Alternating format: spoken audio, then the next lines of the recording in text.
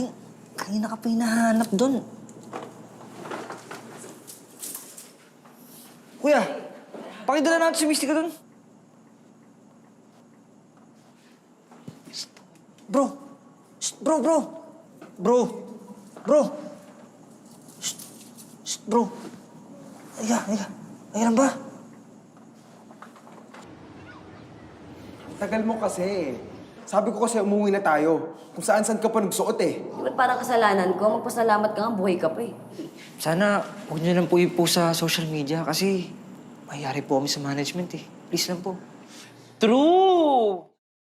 Alam mo, hindi ka lang talaga bet ni Mystica. Kasi kung bet ka ni Mystica, lilingkising ka nun. Pero ako, bet na bet kita. Malamang nakapulupot pa ako sa'yo kung ako yung ahas. Nakakaya ka.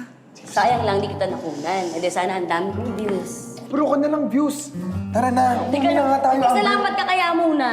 Bakit ko magpapasalamat? Iligtas sa Kasi buhay lang mo may eh. kasalanan kung nakakawala yung mga ahas na yan eh. Pasensya na kuya, ano nga pangalan mo? Francis po, Kiko na lang, ma'am. Sige, salamat ka. Pasensya na ulit. Pasensya na rin po. Ano problema mo? Alam mo, bet ko yun, pero mas bet pa rin kita doon, Kik. Jowa naman! Uy! Ba't selos mo? Lo, parang tanga to. Ikaw nga yung bet ko eh.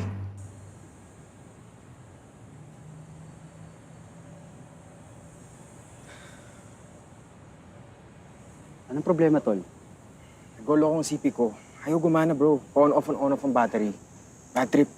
May kailangan kang tawagan? Kita ko. Oh, gamitin mo. Sure ka tol? Ano naman?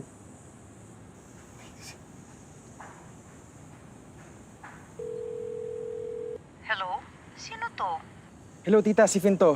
Nakagamit lang ng CP. Ba't kayo nagpapatawag po? Ay, Finn, good news! May nakakita na sa daddy mo.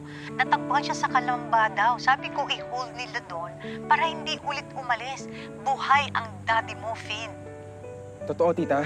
Nakita na si Daddy? Oo, pupunta muna kami ng Tito Lucio mo sa Kalamba, saka kita tatawagan. Baka maling Peter Madvacker yun eh. Pero tita, gustong-gusto ko nang makita si Daddy. Oo, basta relax ka lang muna. Kami ang bahala sa kanya. Sige na. Sige tita, update mo lang ako. I was 12 nung